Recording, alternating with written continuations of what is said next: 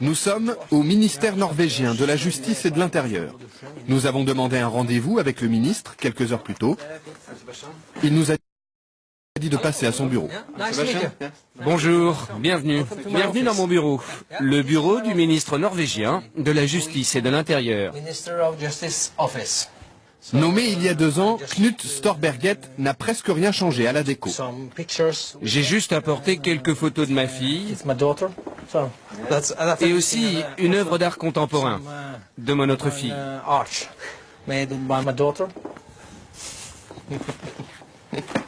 Et le reste du bureau est très simple. Vous trouvez? Oh, moi je trouve ça parfait. Ça vous suffit? Absolument. Je suis très fier de mon bureau. Parfois, le ministre finit sa journée un peu plus tôt que d'habitude. Et vous avez fini votre travail? Oui, j'arrête là. Et quelle heure est-il?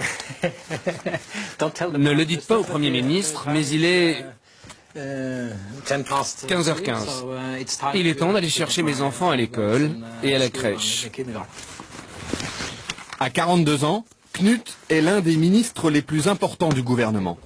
20 000 fonctionnaires sous sa responsabilité. Allons-y. Pourtant, il s'en va seul, sans garde du corps. Un petit salut à la gardienne, en attendant sa voiture, ou plutôt l'une des voitures du gouvernement, car le ministre n'a pas de chauffeur attitré. Il partage les véhicules de fonction avec ses 19 collègues des autres ministères. Partir de bonne heure, pour chercher ses enfants, ne dérange personne en Norvège. Hei, Marit! Du, hei! De Kloppen. Skal du være med hjem? La crèche et l'école de ses 2 filles sont à quelques pas de sa maison, dans un quartier résidentiel et tranquille d'Oslo. Comme Knut habitait déjà la capitale avant d'être nommé ministre, pas question pour lui d'avoir un appartement de fonction. Avec sa famille, il vit toujours dans cette petite maison mitoyenne. Et le grand plaisir du ministre, quand il rentre chez lui, c'est de préparer le dîner.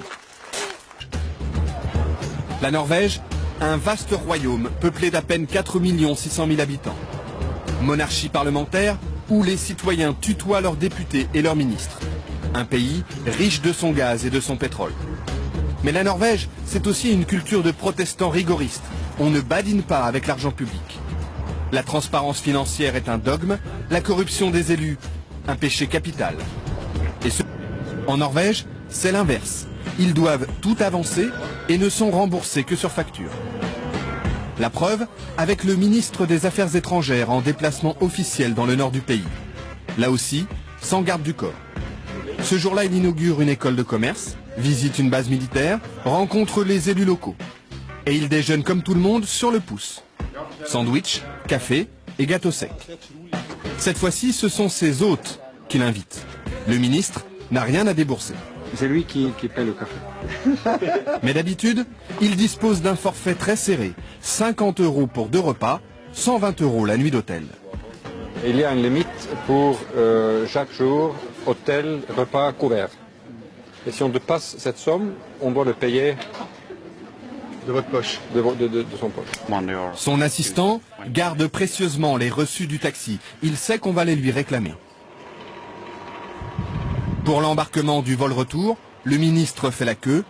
Tout traitement de faveur serait mal vu. Il ne faut pas croire que parce qu'on est ministre, on est différent. Ça, c'est très dangereux. Hein. C'est faux et c'est dangereux. Au contraire, il faut montrer, à mon avis, qu'on peut vivre la vie de tout le monde, faire l'expérience de tout le monde, être proche de cette vie que tout le monde vit. Parce que ça donne à la fin une crédibilité à la politique qu'on essaie de mener.